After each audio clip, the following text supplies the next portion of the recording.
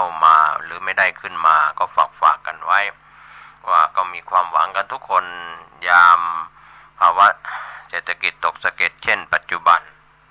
ธรรมะก่อนกล่าววันนี้เราก็เริ่มกันในส่วนของ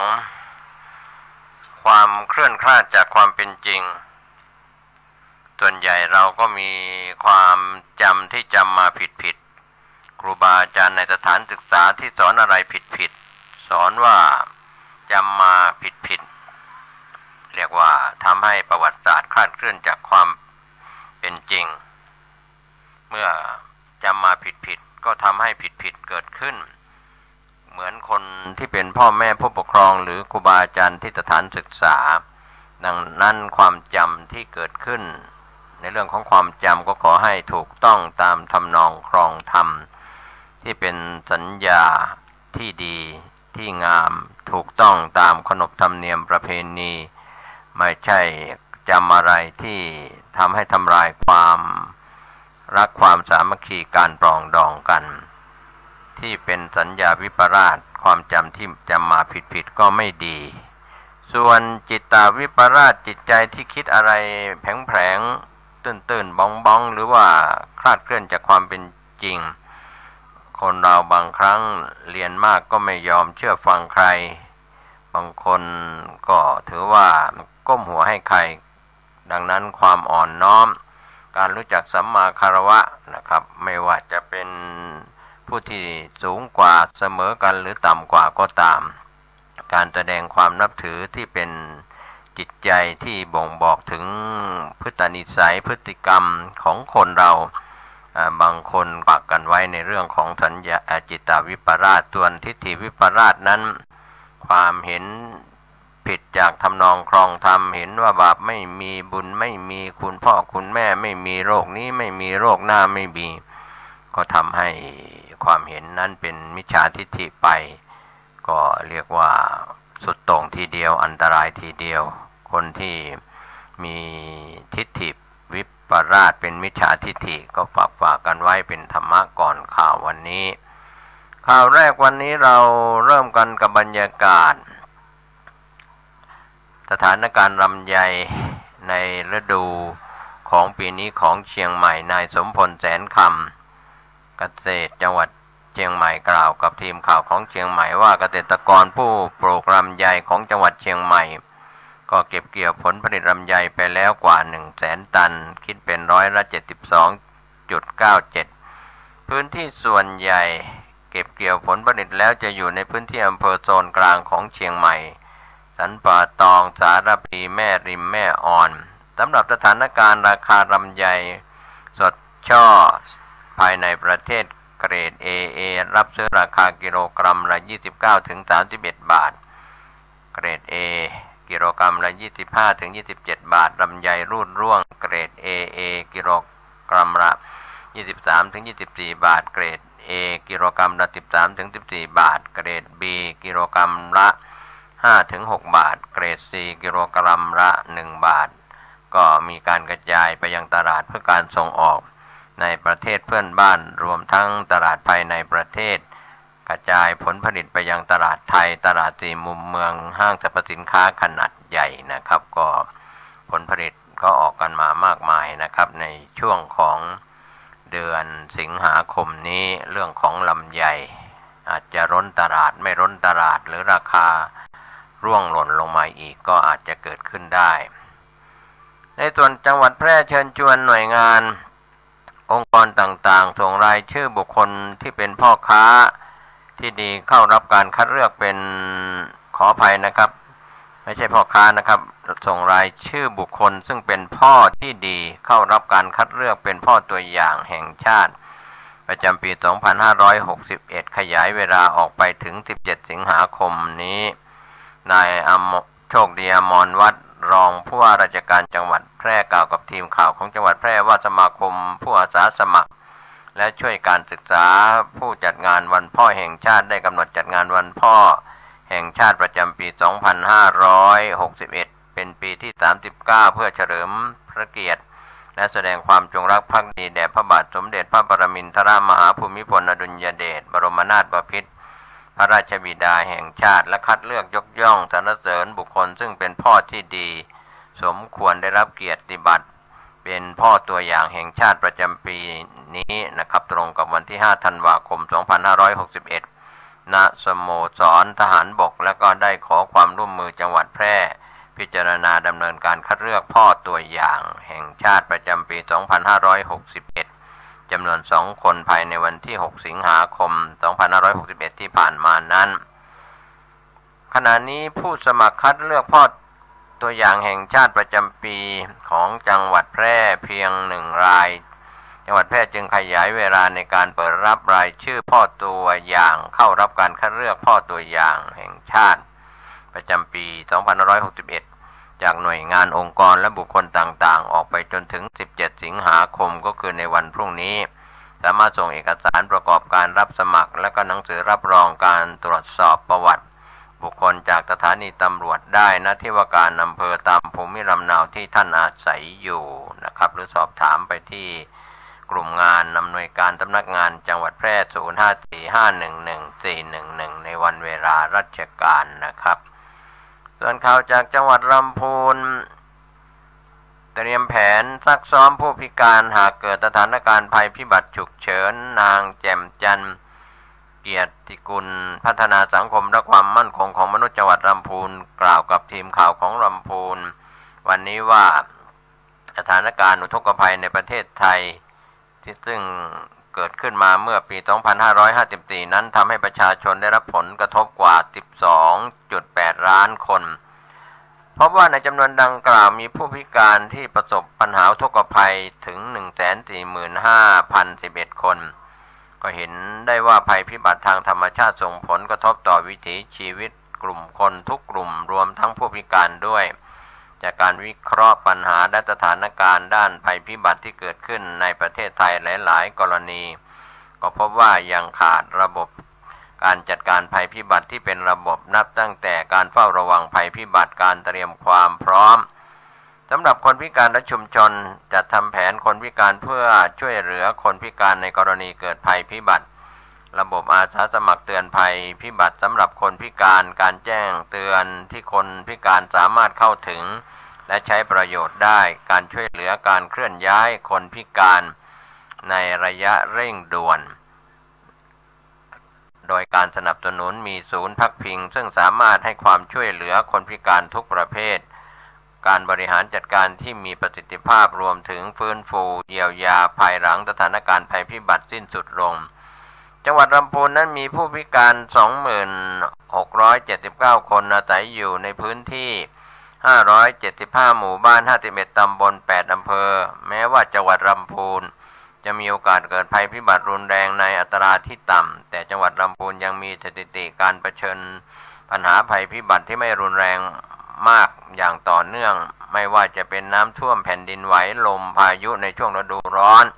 เหตุการณ์ดังกล่าวไม่รุนแรงถึงขั้นเป็นอันตรายต่อชีวิตแต่สำหรับผู้พิการ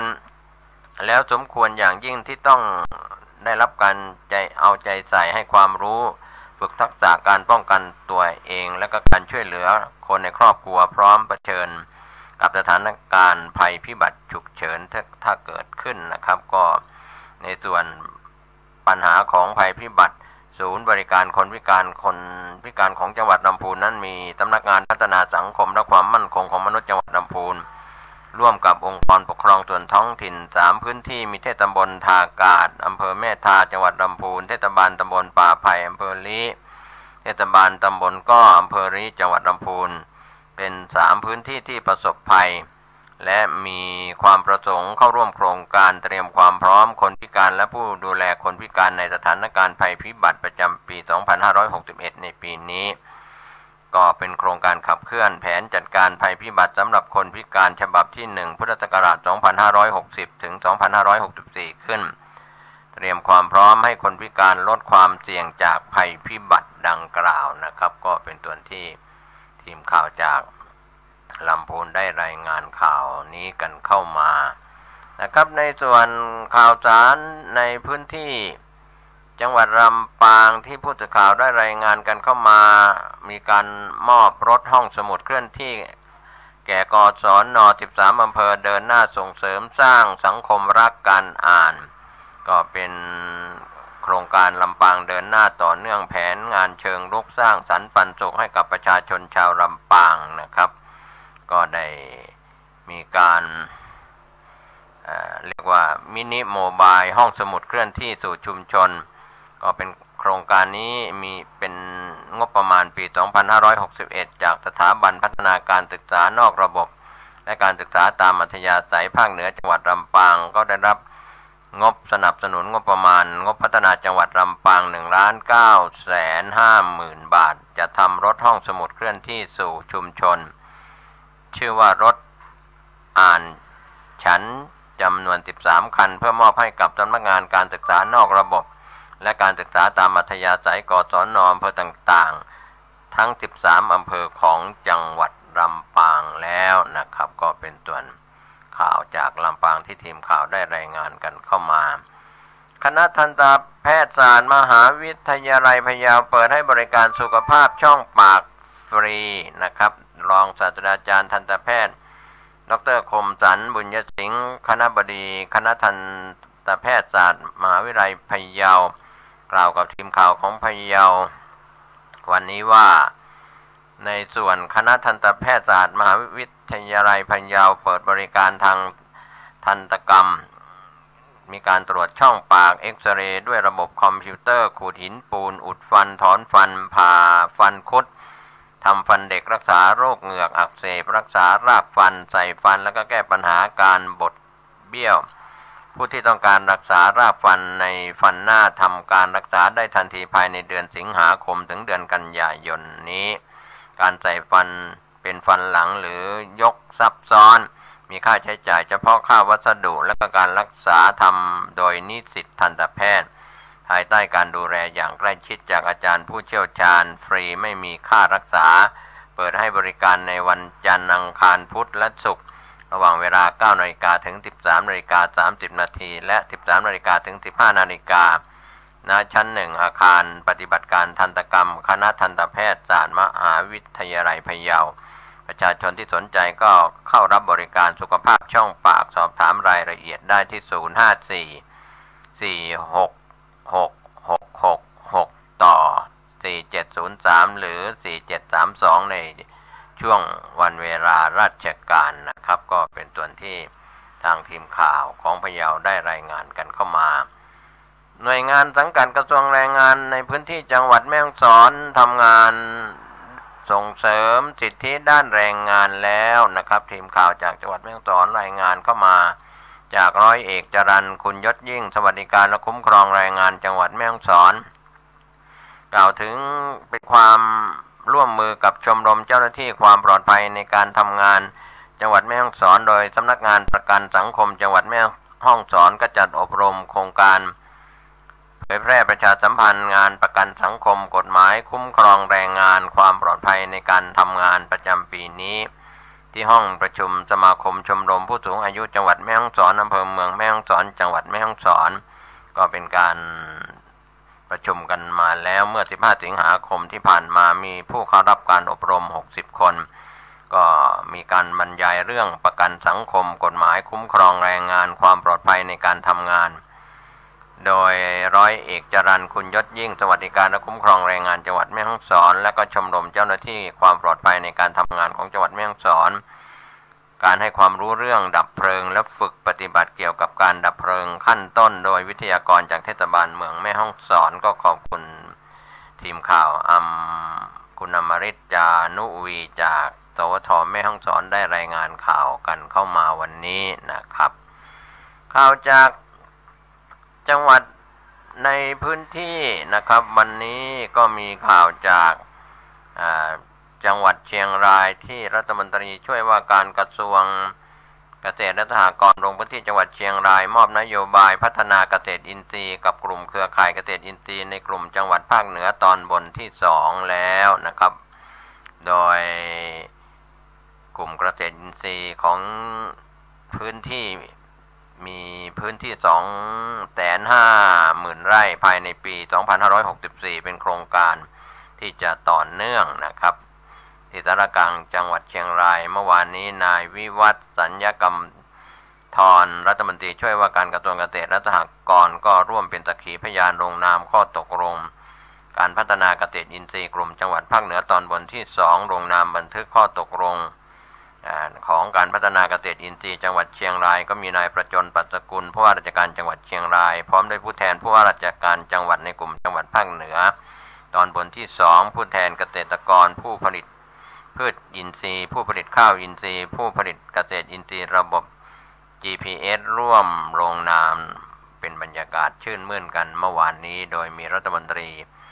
ช่วยว่าการกระทรวงเกษตรและสหกรณ์นายวิวัฒน์สัญญกรรมธรเป็นสักขีพยานร่วมในพิธีดังกล่าวนะครับก็เป็นส่วนหนึ่งของข่าวสารที่เกิดขึ้นวันนี้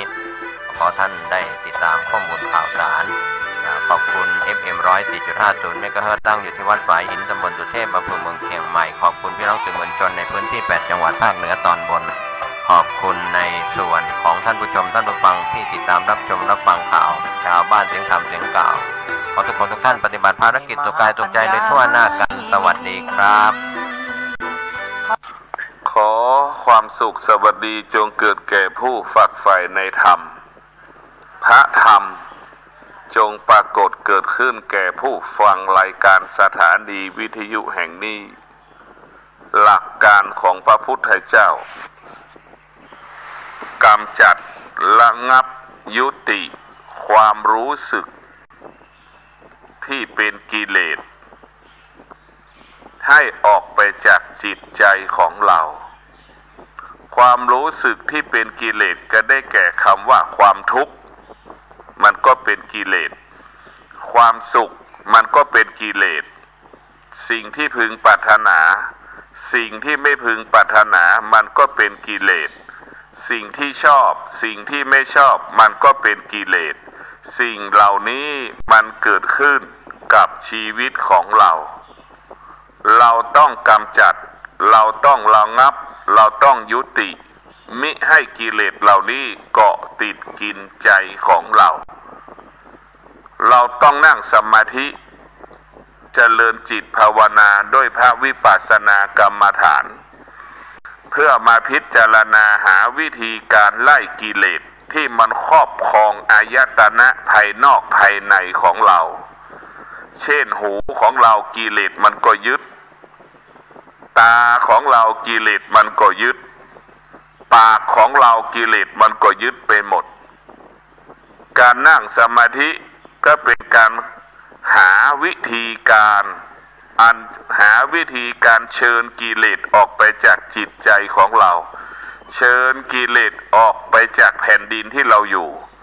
ร่างกายของเราเปรียบเสมือนแผ่นดินร่างกายของเราเปรียบเสมือนบ้านที่กิเลสมาอยู่โดยไม่เช่าโดยไม่บอกไม่ขอเพราะฉะนั้นเมื่อเรารู้แล้วว่ากิเลสมันอยู่ในบ้านเรามันมาขโมยของเรามาแอบอยู่กับเราแผ่นดินเรามันมาปลุกกระต๊อบอยู่แล้วก็ไม่ขออนุญาตเราจำเป็นต้องไล่กิเลสเราต้องเป็นพูดเจรจากับกิเลสถ้ามันอ่อนแอมันก็สามารถพูดเจรจาได้ดั่งคนที่อยู่ในพื้นดินเรามา5 ปี10 ปีบอกได้เจรจาได้ท้ายสุดมันก็จะย้ายออกไปจากชีวิตของเราออกไปจากแผ่นดินของเรากิเลสก็เช่นเดียวกันเมื่อเรานั่งสมาธิเจริญจิตภาวนากิเลสเหล่านั้นมันก็ย้ายก็คล้ายก็เคลื่อนมันก็ฟังเราอยู่มันก็กลัวอยู่กิเลสอีกกลุ่มหนึ่งที่มันเป็นกิเลสที่มันหนักแน่น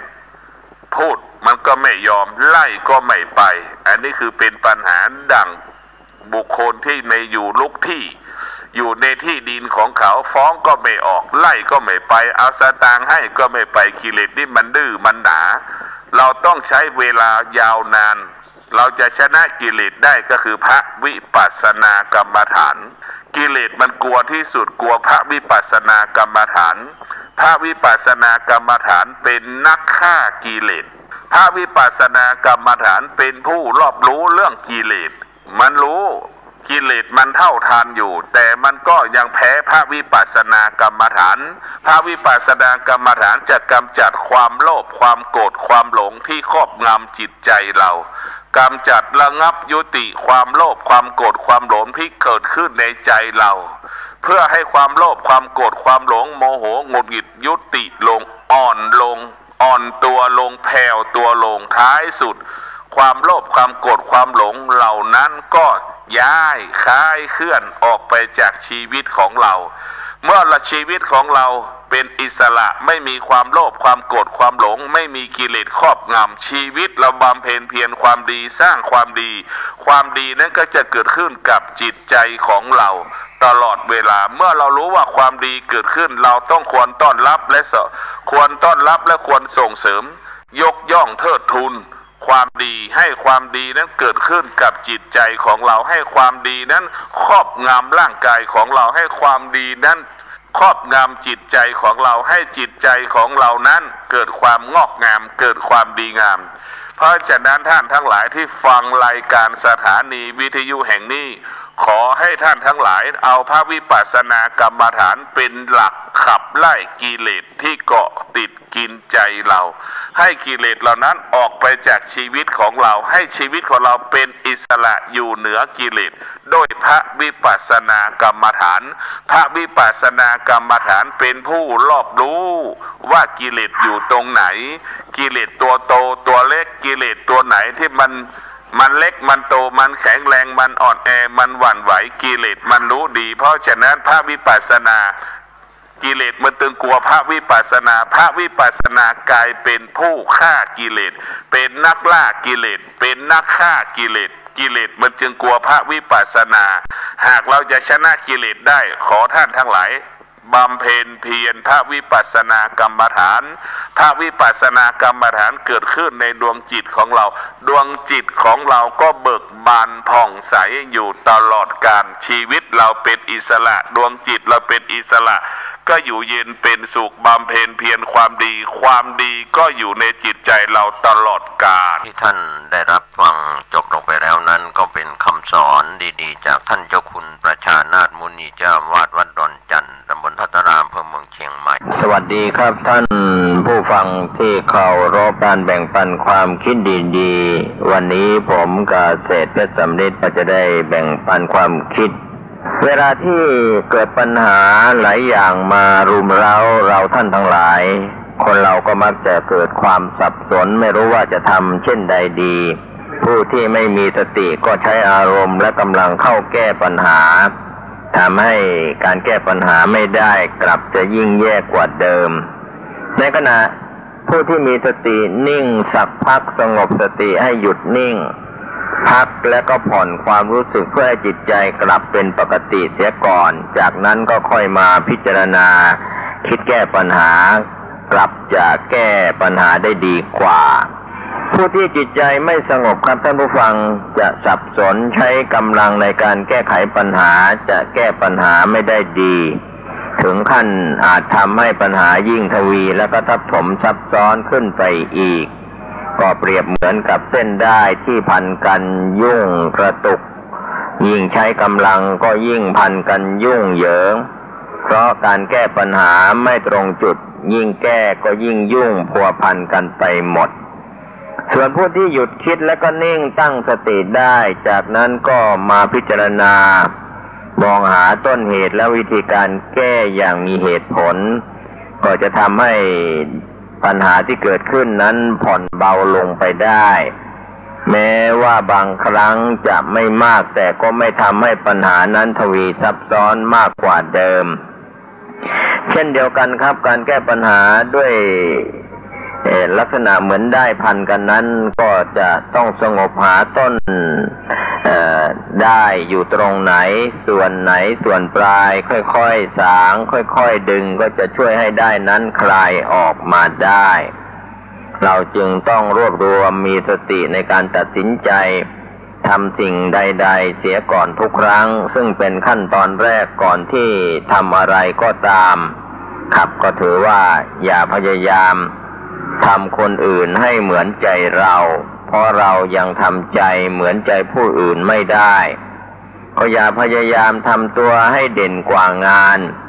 จงพยายามทำงานให้เด่นกว่าตัวอย่าพยายามทำสิ่งที่ได้เท่ากับใจต้องการจงพยายามทำใจให้ได้เท่ากับสิ่งที่ได้ เมื่อสิ่งใดที่หวังไว้ในชีวิตเกิดพลาดผิดไม่สมอารมณ์หมายอย่าหลงโกรธโทษชะตาว่าเลวร้ายจงขวนขวายต่อสู้ดูอีกคราความทุกข์ที่เกิดจากความไม่พอใจในตนเองและก็ไม่พอใจสภาพที่ตนเองมีอยู่ในปัจจุบันครับท่านผู้ฟังคนเราก็ต้องระบายความทุกข์ใจบ้างแม้จะไม่ช่วยให้ความทุกข์น้อยลงแต่ก็ทำให้ความรู้สึกทุกข์ใจลดลงได้บ้างแต่หากระบายความทุกข์ใจมากเกินไปก็คือบ่นถึงความทุกข์ของตนเองจนกลายเป็นนิสัยก็จะเป็นการตอกย้ำให้ชีวิตย่ำแย่กว่าเดิมลงไปอีกปกติเรื่องราวต่างๆที่เกิดขึ้นกับตัวเราครับท่านผู้ฟังธรรมชาติแล้วไม่ได้เลวร้ายเกินไปแต่ที่เลวร้ายนั้นเกิดจากความรู้สึกและก็การตอกย้ำจากการพร่ำบ่นเกินจริงก็เป็นการสร้างปัญหาให้ใหญ่กว่าที่เกิดขึ้นก็จะส่งผลให้จิตใจรับรู้ความจริงที่เกิดขึ้นนั้นผิดปกติทำให้ความรู้สึกแย่ลงไปมากกว่าเดิมเพราะการบ่นนั้นเป็นการตอกย้ำเหมือนตอกลิ่มเข็มความทุกข์ลงไปในจิตใต้สำนึกของคนเราให้ทุกข์ให้แย่โดยไม่รู้ตัวและที่สำคัญก็คือการบ่นมากเกินไปทำให้เรามีบุคลิกที่ด้อยลงกลายเป็นคนน่าสงสารแต่คนที่ไม่บ่นจะมีบุคลิกที่ดีกว่าและไม่ดูเป็นคนที่น่าสงสารหรือน่าสมเพชก็เหมือนกับนักปราชญ์ราชบัณฑิตที่เคยกล่าวไว้ว่าเมื่อเกิดความทุกข์ใจเราต้องระบายความรู้สึกนั้นและอย่าให้มากเกินไปจนกลายเป็นการบ่นซ้ำซากจงหยุดบ่นตั้งแต่วันนี้และลงมือแก้ไขปัญหาที่เกิดขึ้นทันทีคุณสมบัติที่ขาดไม่ได้ครับท่านผู้ฟังของผู้ประสบความสำเร็จก็คือกำลังใจอันเข้มแข็งไม่ยอมแพ้ต่ออุปสรรคและต่อปัญหาต่างๆเพราะกำลังใจจะเป็นแรงผลักดันให้เรายืนหยัดต่อไปดังนั้นจึงต้องมีการฝึกฝนให้มีกำลังใจเกิดขึ้นกับตนเองเสมอ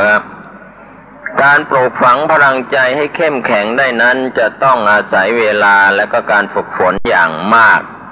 ก็ฝึกให้กำลังใจตนเองและผู้อื่นและสร้างนิสัยขยันขันแข็งและก็อดทนให้เกิดขึ้นจนเป็นนิสัยประจำตัวฝึกตัดสินใจให้เด็ดขาดและก็รวดเร็วหรือตัดสินใจแก้ปัญหาด้วยตัวเองโดยไม่ต้องรอขอความคิดเห็นจากคนอื่นฝึกแสวงหาความประทับใจจากตัวอย่างที่ดีของบุคคลที่ประสบความสำเร็จฝึกเตรียมตัวเตรียมใจให้พร้อมที่จะรับแล้วก็สู้งานตลอดเวลาฝึกบริหารกำลังใจของตัวเองด้วยการทำสิ่งต่างๆให้สำเร็จอย่างสม่ำเสมอถึงแม้จะเป็นความสำเร็จเล็กๆน้อยๆก็ตาม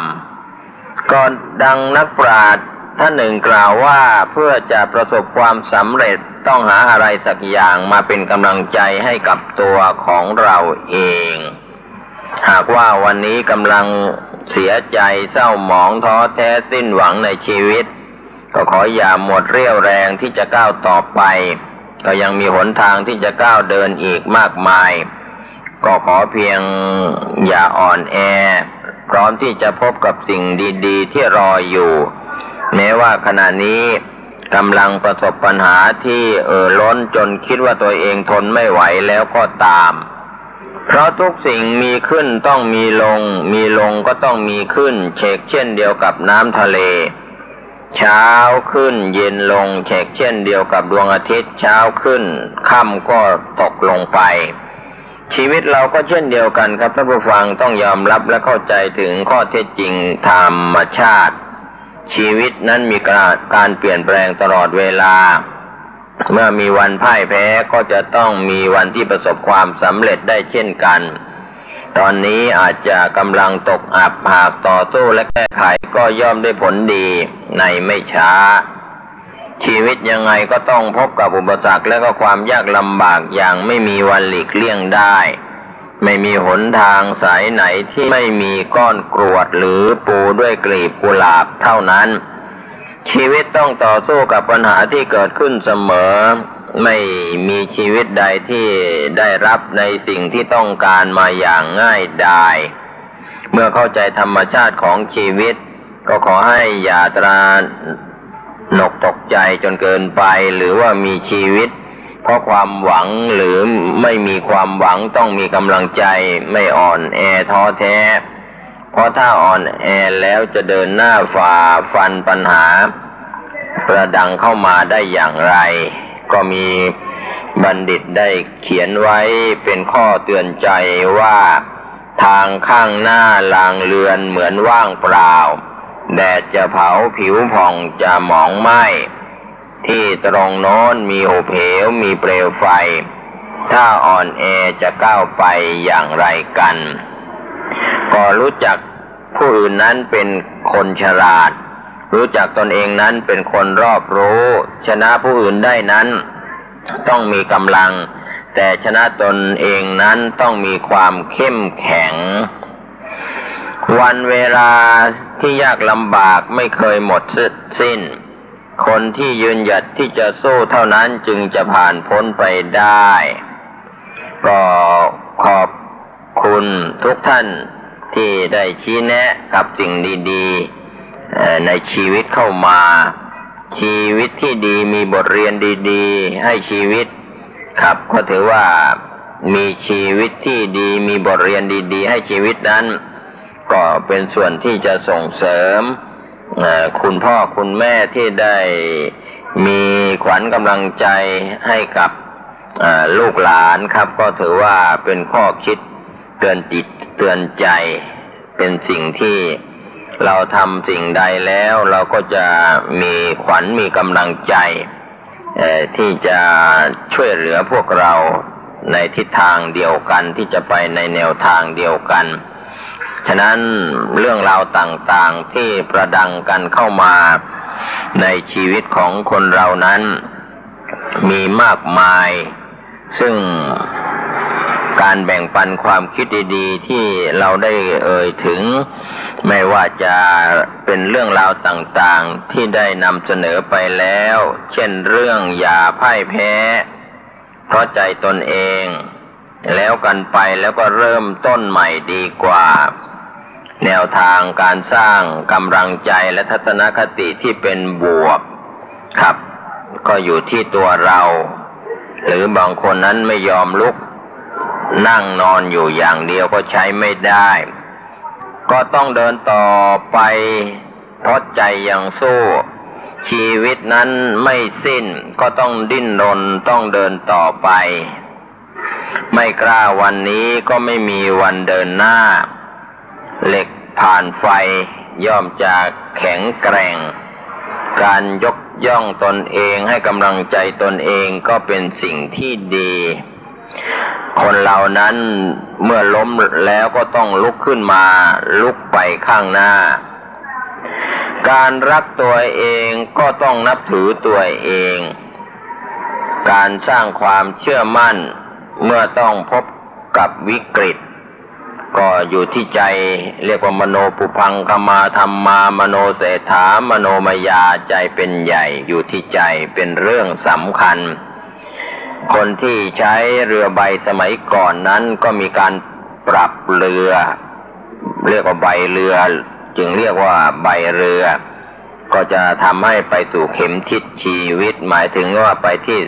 สุดจุดหมายปลายทางในการใช้เรือใบปรับทิศทางลมไปตามทิศทางลมการเสี่ยงเพื่อชีวิตนั้นก็มีอัตราเสี่ยงกันทุกผู้ทุกนามแม้แต่ความฝันเราก็ต้องการจะฝันแต่สิ่งที่ดีๆเพื่อชีวิตที่ดีกว่าเช่นเดียวกันคนเรานั้นหวังให้ถึงความฝันที่ฝันไว้ที่เป็นจริงก็ถือว่ากำลังใจของตนเองเป็นสิ่งสำคัญที่จะให้ถึงความฝันที่สุดจุดหมายปลายทาง คนเราก็อย่าสิ้นหวังคนเราก็จะต้องมีกำลังใจเราเลือกเกิดไม่ได้แต่เลือกที่จะเป็นได้ขอให้ท่านเดินต่อสู้ต่อไปครับก็เป็นสิ่งสำคัญเดินต่อไปใจยังสู้ครับกำลังใจจากเพื่อนก็มีส่วนสำคัญเพื่อนพ้องน้องพี่แล้วในการที่เราเป็นประเภทแพ้ก็ต้องแพ้ให้เป็นชนะก็ต้องชนะให้เป็นเราจะต้องทำอะไรสักอย่างให้ก่อเกิดประโยชน์แก่ตนเองและก็สังคมการขยันขันแข็งก็จะพ้นจากคนดูแคลนเพราะว่าความเกียจคร้านทำสิ่งที่ไม่พึงประสงค์เป็นที่รังเกียจของคนรอบข้างคนเราถ้าเดินต่อไปเพราะใจยังสู้เหมือนนักกีฬาลู่วิ่งก็ถือว่าเป็นสิ่งที่ยิ่งใหญ่ในชีวิตความภูมิใจในชีวิตนั้นก็ถือว่าเป็นสิ่งที่สร้างกำลังใจส่วนความล้มเหลวนั้นเป็นตัวอย่างที่ไม่ดีเป็นการหมดกำลังใจ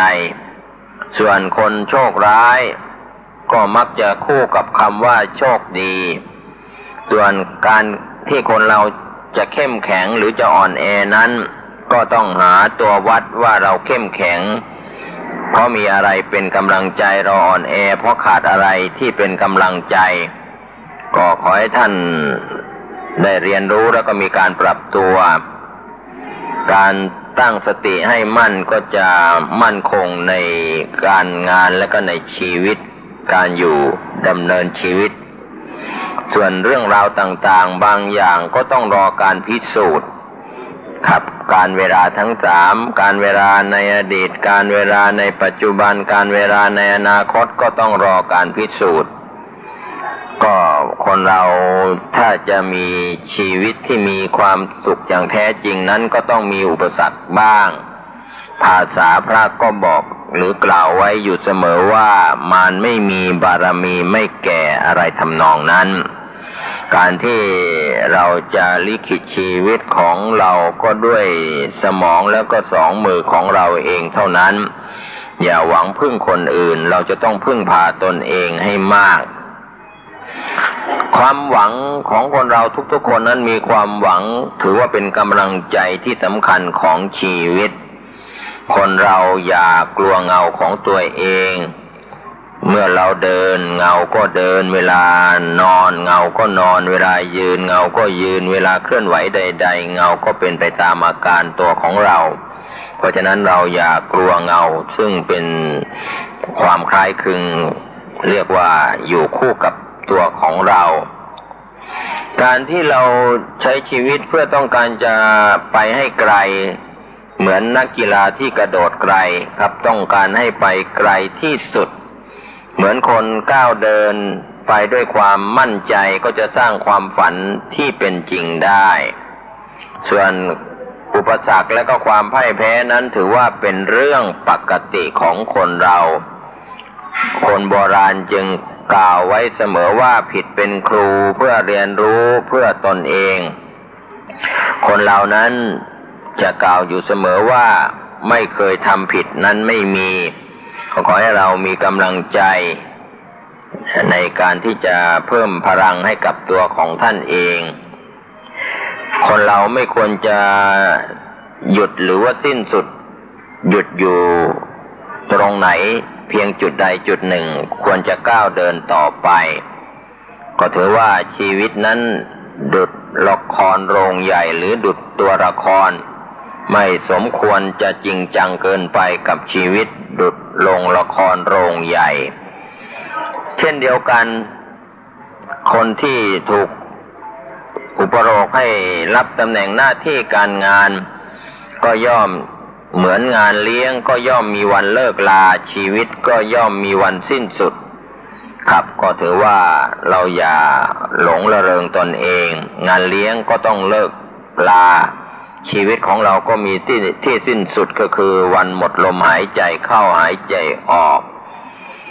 ครับ ดังนั้นเราอย่าท้อแท้ใจโอกาสที่เรายังรอคอยนั้นมีความหวังเราทดสอบกำลังกายเราทดสอบกำลังสติปัญญาเราทดสอบกำลังใจเราดังที่คำสอนของพระพุทธเจ้าว่าให้รักษาตนให้พ้นจากเครื่องเศร้าหมองเป็นสิ่งที่ดีส่วนการระบายความทุกข์นั้นก็เป็นธรรมชาติแต่เพื่อชีวิตที่ดีมีความสุขก็ไม่ควรจะระบายให้คนรอบข้างมากเกินไปการมีความหวังก็ถือว่าเป็นกำลังใจที่ดีที่สุดส่วนคนที่เคยพลาดโอกาสก็ควรจะหาโอกาสแล้วก็เริ่มต้นใหม่แล้วก็ต้องพิจารณาดูสิ่งที่เราทำเราคิดเราพูดว่าอะไรดีที่สุดการสะสมคุณงามความดีสะสมไปทีละครั้งทีละก้าวเพื่อก้าวไปสู่ความฝันที่ต้องการของคนเราในแต่ละชีวิตนั้นไม่เหมือนกันก็ขอให้ท่านลงมือทำเรื่องยากก็จะกลายเป็นเรื่องง่ายคนเรานั้นบางทีก็เดินรุดหน้าไม่รู้จักถอยเสียบ้างชีวิตก็จะปลอดภัยไร้ศัตรูดังนั้นการที่เราจะแสวงหาไขว่คว้าหาอะไรมาก็ต้องพิจารณาบางครั้งเราก็ต้องมีเสียบ้างได้บ้างแต่สิ่งสำคัญก็คือการแก้ไขสิ่งที่ผิดชีวิตก็จะประเสริฐเลอเลิศการที่หลายคนดิ้นกระเสือกกระสนคิดจะสร้างตนนั้นก็เป็นสิ่งที่เป็นความพยายามทุกชีวิตทุกมนุษย์ทุกสรรพสัตว์ทั้งหลายอยู่แล้วแต่สิ่งหนึ่งการพึ่งพาตนเองก็จะเป็นการสร้างความสำเร็จให้กับตนเองบางครั้งเราผิดพลาดไปเราต้องลองสู้ดูใหม่อีกหนหนึ่งอีกครั้งหนึ่งความพลาดความผิดที่เราทำไปกลับ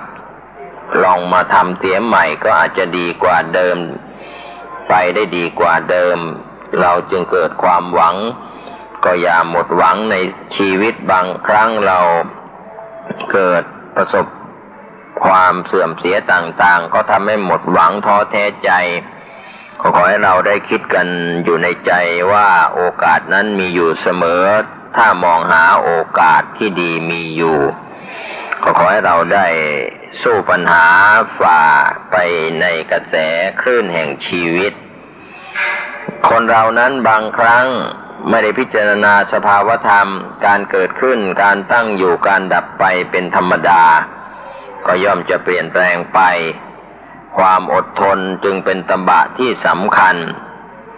บางครั้งหน่วยงานต่างๆจะอยู่โดดเดี่ยวเป็นประธานเป็นนายกหรือเป็นอะไรก็ตามอยู่โดดเดี่ยวไม่ได้ต้องหาเพื่อนช่วยคิดเรียกว่าต้องแต่งตั้งที่ปรึกษามีที่ปรึกษาหาเพื่อนช่วยแก้ไขปัญหาในการทำการงานหรือแก้ไขปัญหาในสิ่งที่เป็นปัญหาชีวิตก็ตามดังนั้นคนเราต้องสร้างกำลังใจมีกำลังใจให้เป็นพลังคนเราก็มีที่สุดของชีวิตครับเกิดแก่เจ็บตายเป็นที่สุดบางครั้งรสชาติของชีวิตก็ดูเหมือนจืดชืดชาไม่มีรสชาติก็จะต้องเปลี่ยนก็ดูสถานการณ์ย่อมเปลี่ยนแปลงอยู่เสมอก็ขอให้เราได้หัดที่จะช่วยผู้อื่นกันบ้างเราช่วยคนอื่นก็เหมือนช่วยตัวเราเองให้พ้นทุกข์ช่วยคนอื่นให้มีความสุขก็เหมือนช่วยตัวเองให้มีความสุขก็ขอให้เราได้กล้าเริ่มต้นใหม่กล้าเปลี่ยนแปลงตนเองก็จะเป็นสิ่งที่หาได้ยากดังนั้นเราก็จะย้อนกลับมาที่เราจะต้องช่วยเหลือตัวเราเองให้ได้เสียก่อนที่จะช่วยเหลือรอขอรับการช่วยเหลือจากคนอื่นๆขอให้เราสร้างความหวังว่าเรายังมีความหวังเรายังมีโชคชะตาที่ดีอย่าไปโทษฟ้าโทษแผ่นดินโทษคนอื่นแล้วก็โทษตนเอง โชคชะตาราศีของเรานั้นย่อมมีการเปลี่ยนแปลงอยู่เสมอก็พูดง่ายๆว่าไม่มีใครเกิดมาแล้วได้หัวเราะก่อนร้องไห้หรือร้องไห้ก่อนหัวเราะก็ต้องทำใจเผื่อ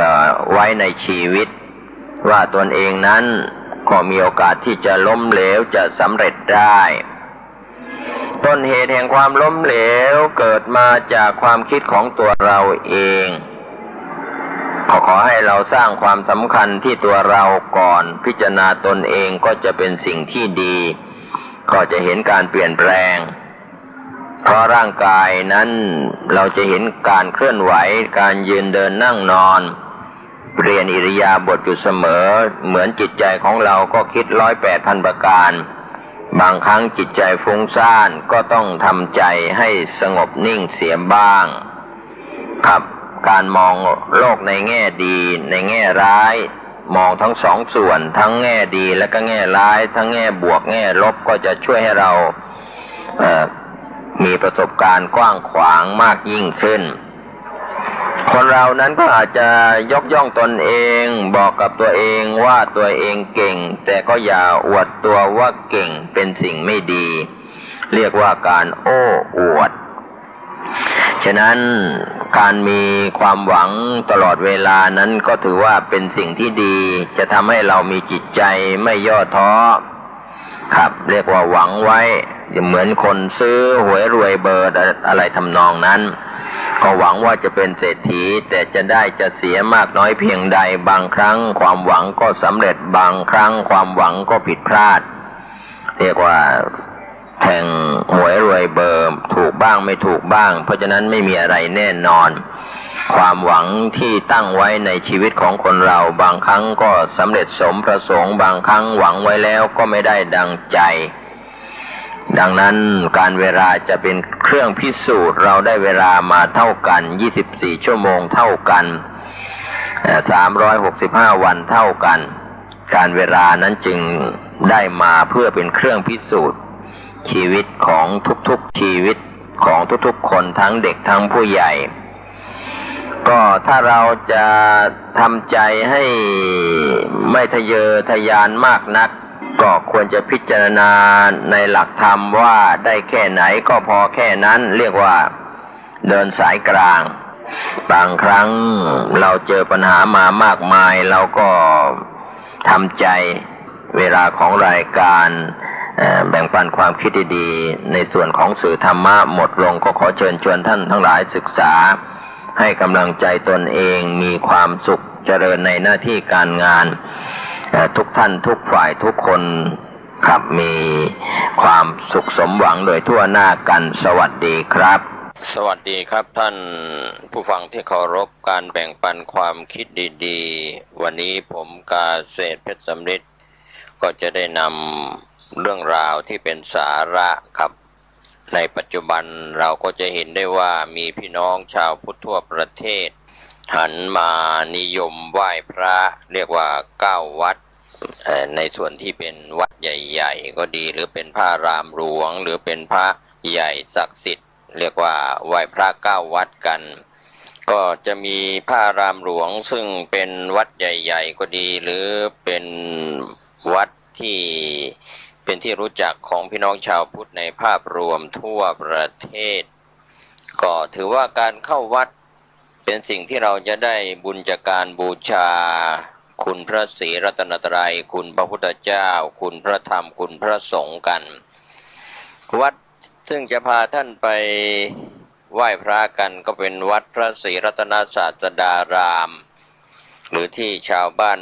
เรียกว่าวัดพระแก้วก็ถือว่าพระบาทสมเด็จพระพุทธยอดฟ้าจุฬาโลกโปรดเกล้าให้สร้างขึ้นพร้อมกับการสถาปนากรุงรัตนโกสินทร์เมื่อปีพุทธศักราช 2325 แล้วเสร็จในปีพุทธศักราช 2327 รัชกาลที่1โปรดเกล้าให้เป็นที่ประดิษฐานพระพุทธมหามณีรัตนปฏิมากรหรือเราเรียกว่าพระแก้วมรกตพระพุทธรูปคู่บ้านคู่เมืองของไทยมาประดิษฐานหน้าที่นี้ วัดพระศรีรัตนศาสดารามนี้ภายหลังจากการสถาปนาแล้วก็ได้รับการปฏิสังขรณ์สืบต่อมาทุกรัชกาลจนถึงรัชกาลปัจจุบันในเขตพระบรมมหาราชวังตามแบบวัดพระศรีสันเพชรสมัยอยุธยาวัดนี้ก็อยู่ในเขตพระราชฐานชั้นนอกทางทิศตะวันออกมีพระระเบียงล้อมรอบเป็นบริเวณเป็นวัดคู่กรุงที่ไม่มีพระสงฆ์จำพรรษาใช้เป็นที่บวชนาคหลวงแล้วก็ประชุมข้าทูลละอองพระบาทถือน้ำพระพิพัฒน์สัตยาในพระราชฐานเคยมีมาตั้งแต่สมัยโบราณครั้งเมื่อกรุงสุโขทัยเป็นราชธานีก็มีวัดมหาธาตุอยู่ในบริเวณพระราชวังครั้งกรุงศรีอยุธยาเป็นราชธานีก็มีวัดพระศรีสันเพชรอยู่ในบริเวณพระราชวังตลอดจนถึงครั้งพระบาทสมเด็จพระพุทธยอดฟ้าจุฬาโลกมหาราชครับก็ทรงสร้างกรุงเทพมหานครก็มีวัดพระศรีรัตนศาสดารามยังมีเหตุอีกอย่างหนึ่งก็คือทรงได้พระแก้วมรกตมาเป็นศรีพระนครจากกรุงเวียงจันทร์ประเทศลาวจึงทรงสร้างวัดพระศรีรัตนศาสดารามขึ้น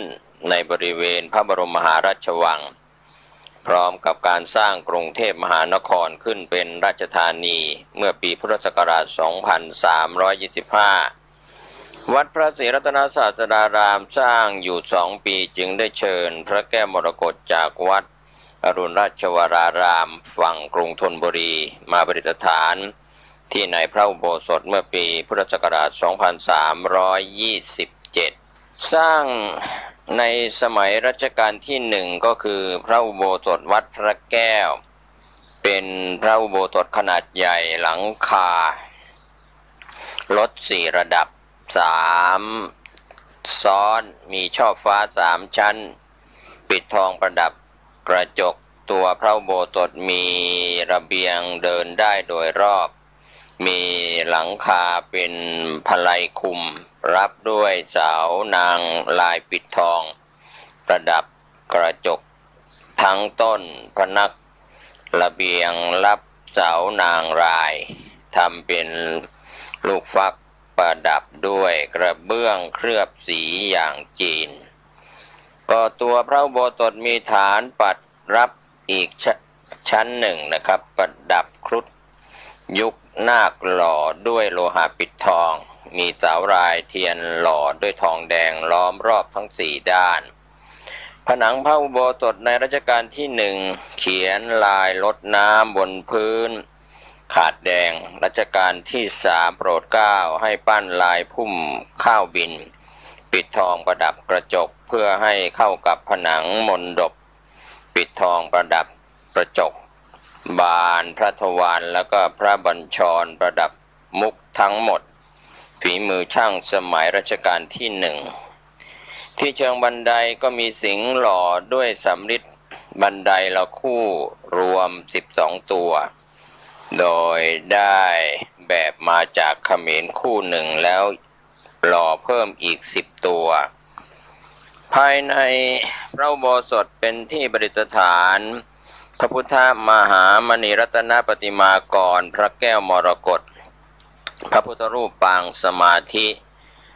ทำด้วยมณีสีเขียวเนื้อเดียวกันทั้งองค์หน้าตักกว้าง 48.3 เซนติเมตรสูงตั้งแต่ฐานถึงยอดพระเศียร66 เซนติเมตรประดิษฐานอยู่ในบุษบกทองคำพระบาทสมเด็จพระพุทธยอดฟ้าจุฬาโลกมีพระราชศรัทธาสร้างเครื่องทรงถวายเป็นพุทธบูชาสำหรับฤดูร้อนและฤดูฝนเครื่องทรงสำหรับฤดูร้อนเป็นเครื่องต้นประกอบด้วยมงกุฎพาหุรัตน์ทองกรพระสังวาลเป็นทองลงยาประดับมณีต่างๆจอมมงกุฎประดับด้วยเพชรเครื่องทรงสำหรับฤดูฝนเป็นทองคำเป็นกาบหุ้มองค์พระอย่างห่มดองจำหลักลายที่เรียกว่าลายพุ่มข้าวบิน พระเศียรใช้ทองคำเป็นกาบหุ้มตั้งแต่ไรพระศกถึงจอมเมาลีเม็ดพระศกลงยาสีน้ำเงินแก่พระลักษมีทำเวียนทักษิณาวัตรประดับมณีแล้วก็ละลงยาให้เข้ากับเม็ดพระศกพระบาทสมเด็จพระนั่งเกล้าเจ้าอยู่หัวทรงสร้างเครื่องทรงฤดูหนาวถวายอีกชุดหนึ่งด้วยทองเป็นหลอดลงยาร้อยด้วยลวดทองเกลียวทำให้ไหวได้ตลอดเหมือนกับผ้าใช้คลุมทั้งสองพาหาขององค์พระพระราชพิธีเปลี่ยนเครื่องทรงพระแก้วมรกตนั้นกระทำกัน3 ครั้งต่อ1 ปีในสมัยรัชกาลปัจจุบันพระบาทสมเด็จพระเจ้าอยู่หัวทรงพระมหากรุณาธิคุณพระราชดำเนินลงมาทรงประพรมน้ำพระพุทธมนต์พระราชทานให้กับประชาชนที่คอยเฝ้ารอบพระอุโบสถด้วยนับเป็นการทรงเริ่มต้นประเพณีใหม่อย่างหนึ่งความงดงามวิจิตรของพระอุโบสถที่สวยที่สุดในประเทศไทยก็คือความสำคัญของพระอุโบสถวัดพระศรีรัตนศาสดารามนอกจากเป็นที่ประดิษฐานพระแก้วมรกตพระคู่บ้านคู่เมืองของประเทศไทยแล้วก็ยังมีปูชนียวัตถุที่ถูกสร้างขึ้นอย่างวิจิตรบรรจงจนได้รับความยอมรับให้เป็นสิ่งมหัศจรรย์แห่งหนึ่ง